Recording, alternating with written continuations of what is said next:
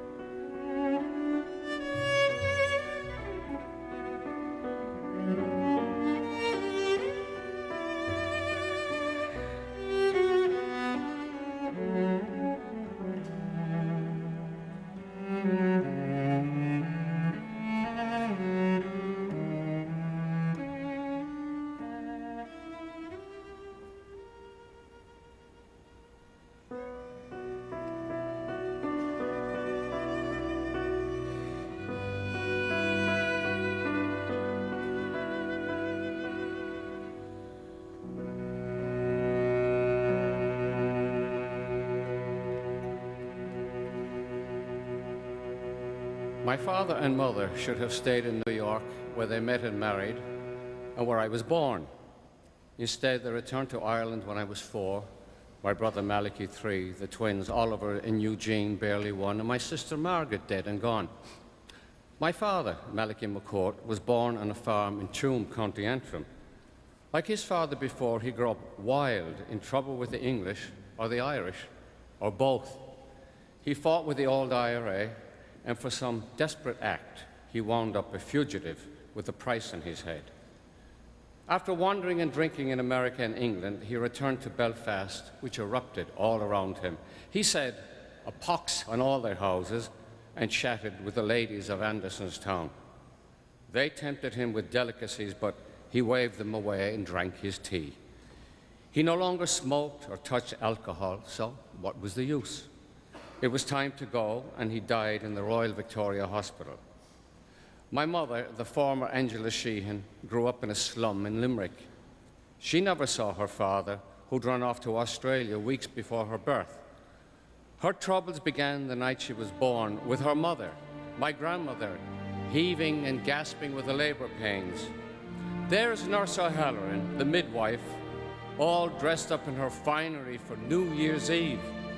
She tells my grandmother, "Will you push? Will you push? If you don't hurry with this child, it won't be born to the new year. And what good will that be to me with me new dress?" Grandma pushes, and the child is in the world, a lovely girl with black curly hair and sad blue eyes. And the child was named Angela for the Angelus, which rang the midnight hour, the new year. When I look back on my childhood, I wonder how my brothers and I managed to survive it all. It was, of course, a miserable childhood. The happy childhood is hardly worth your while. Worse than the ordinary miserable childhood is the miserable Irish childhood. And worse yet is the miserable Irish Catholic childhood.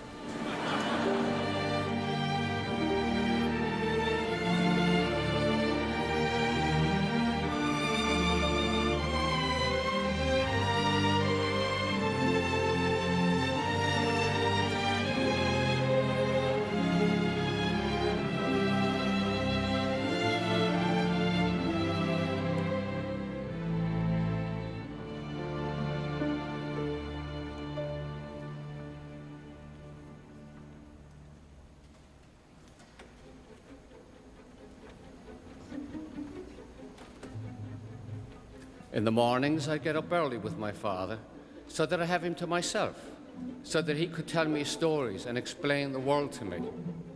We were tormented with fleas, but he told me that if a man could jump like a flea, one leap would take him halfway to the moon.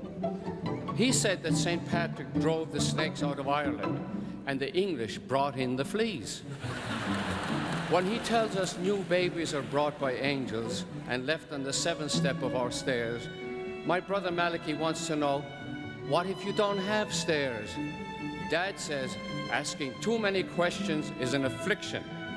Now Malachy wants to know what an affliction is, and Dad tells him, "Och, child, the world is an affliction and everything in it."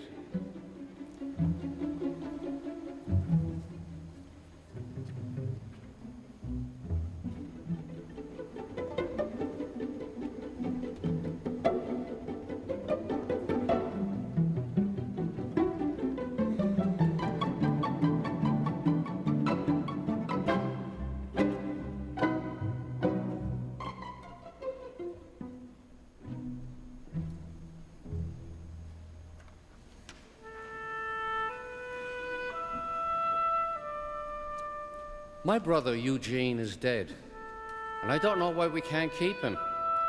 His twin Oliver died months ago, and they put him in a white box and buried him in the ground. Dad showed us how to pray. Dear God, this is what you want, isn't it? You want my son Eugene. You took his brother Oliver. You took his sister Margaret. I'm not supposed to question that, am I? I don't know why children have to die, but that is your will. Could you at least be merciful and leave us the children we have? That is all we ask. Amen. After Eugene's funeral, Dad said he was going to the labor exchange to get the dole. He said he'd be home by noon. He said we'd have rashers and eggs and tea. He wasn't home by noon, or 1 or 2, or any time before the sun went down that day in May. Dad said the prayers of children like Malachi and me would be worth more in heaven than the prayers of 10 cardinals and 40 bishops together. But I wasn't sad anymore because I knew that Margaret and Oliver and Eugene were up in the sky in heaven, away from the damp that kills, and where there's plenty of fish and chips, and where all the fathers bring home the dole money, and you don't have to go looking in pubs for them the way we looked for my father when he drank.